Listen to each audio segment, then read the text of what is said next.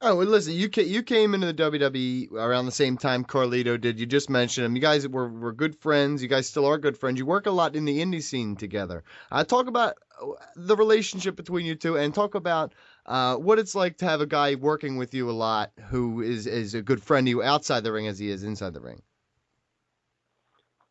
It's fun. It's fun because when we go out there and work each other, I mean, it's like a wink, wink to the crowd every time anyway. We really don't go out there and try to act like we hate each other or anything like that because at this point it doesn't seem worthwhile. But we do go out there and we entertain, and it's just fun with him. I mean, I've worked him so many times. I mean, I was trying to figure it out with him the other day, like, how many matches do you think we've had? Like, do you think it's close to 100? Do you think it's under 100? And but I know he's definitely one of the guys next to probably like Jack Swagger and a few others that I've had numerous and numerous matches with. But it's fun now just because we've gotten to the point where we really don't even, it's just like, why even talk about anything? Let's just go out there and dance. Let's go out there and, as we say, be professional. Just go out there and be professional. But our relationship, he's one of the wittiest guys I know. I mean, so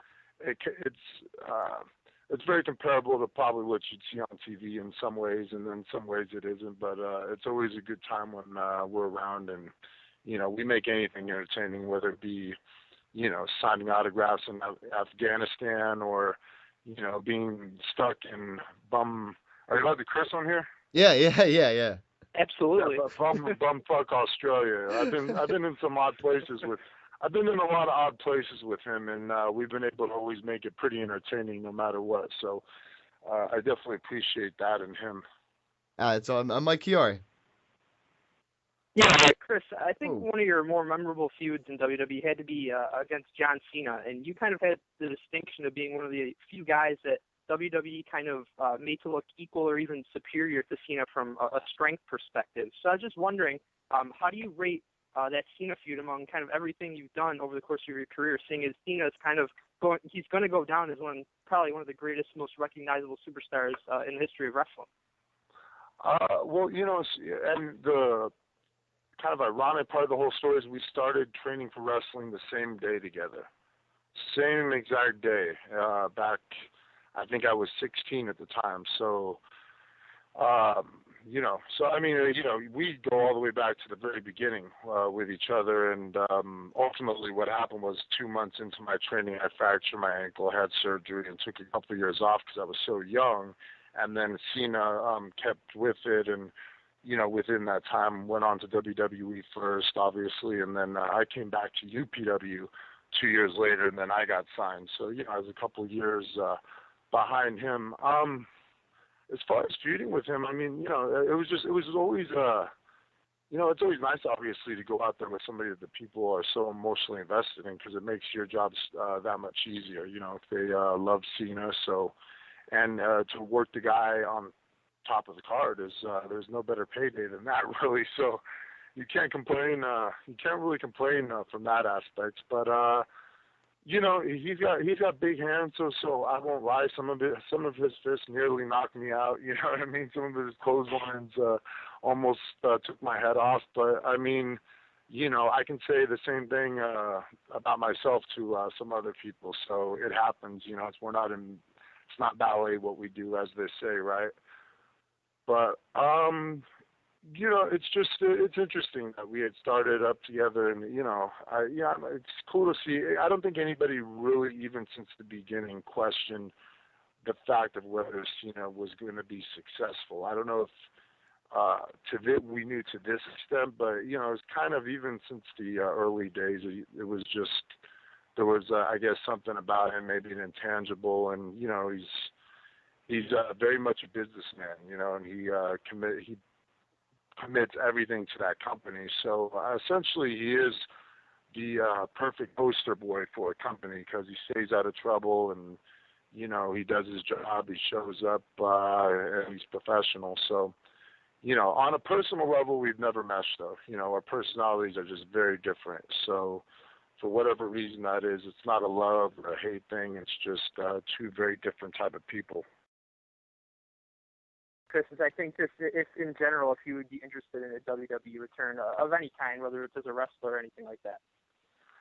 Well, you can't rule anything out, of course. I mean, it doesn't. The problem to me, it seems, with WWE right now is there's no real room for opportunity. There's just so many guys that they have, and I haven't watched in a while, but from what I've heard, they've combined Raw and SmackDown, and it just seems like.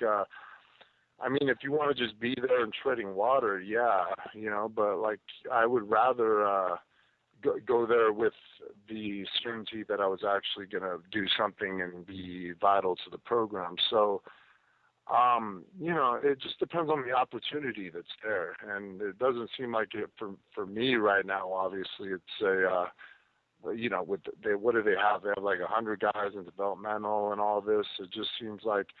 Right now, I'm where I'm supposed to be and doing what I'm supposed to do. And if that opportunity presents itself, I'm not necessarily going to say no, but, there's going to be some things to consider, obviously, because even before my release, I was already thinking in the back of my mind about the potential of quitting and maybe either calling TNA or just, reevaluating things just because I knew how my work had come along, but also at the same time they were at a point in the company where they needed baby faces, and they still weren't using me. So I'm like, if they're not going to use me at this point, then when are they going to use me? But it still doesn't seem rational. It's like I'm not going to quit. This is the place I've always wanted to work. This is my dream. So that kind of overshadowed any thought of quitting. It did cross my mind at the time. So.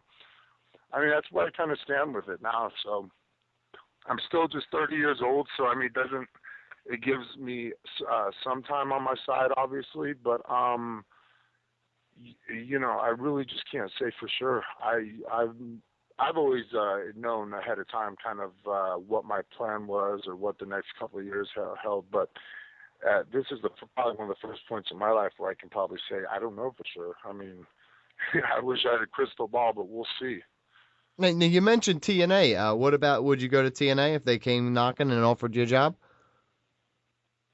Well, I keep an open mind about any wrestling company. I mean, because it's my ultimate passion. I mean, there's really nothing else. I mean, if I was to fill out a resume, I mean, under qualifications, I'd put standing vertical suplex and an unbreakable full Nelson. I don't have much.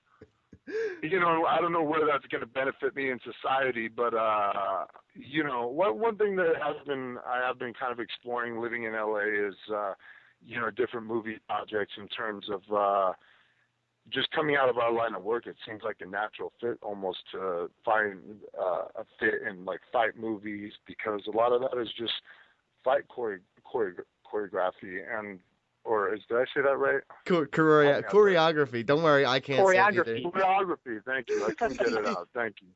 Trust me, I know the word. I just couldn't get it out. But it seems natural, and it seems like something that would be fun, and also it's just another revenue stream. Because I mean, at this rate, I work like I'm a weekend warrior for the most part. I wrestled last weekend in Denmark. I was there for 3 days, and then I wrestled this weekend, and I was literally in Rhode Island for probably 17 hours. So it leaves me a lot of open free time during the week. So, that's why looking into these projects and some of these movies and stuff like that is taking my interest, and I'm working on a couple right now, actually. Oh, well, just tell us where everybody can find you and the projects you're working on. If you want to mention them, tell them where they can follow you on Twitter. Just give the fans a little insight where they can look and find what you're doing. Oh, yeah. Well, follow me, Chris Masters 310 on Twitter. That's Chris Masters 310. And, I can always be reached.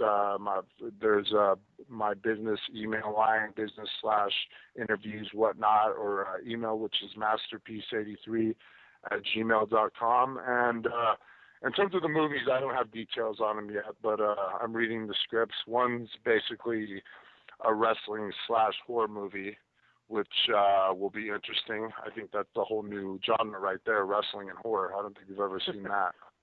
Unless you count China's pornography. Touche. Zinger. Touche. Wow. Wish That's, I haven't, but maybe one day. yeah, don't. Advice, don't. Don't go into the light. Okay. Awesome. All right, I'll avoid that horror, that wrestling horror movie. Did you say horror or horror? Oh, sorry. Mr. Zingers. This is It what has we a double meaning, I guess. Awesome. Listen. Anyways, I don't want to talk smack about somebody I know, but and then the other one is a martial arts kind of mobster movie where it's like kind of seems like underground MMA fighting type thing, which is kind of a real cool gig. And I guess I'm kind of like some badass biker dude, a part of this crew, and I'll have a fight scene in there. So, I'll put out details as they come along because, how these things are just always touch and go. But yeah, I have the scripts and I'm reading them. But outside of that, man, everything's well. It was a pleasure being on you guys' show. And thank you, Chris Masters, for your time. We appreciate it, man. No problem. Thanks for having me.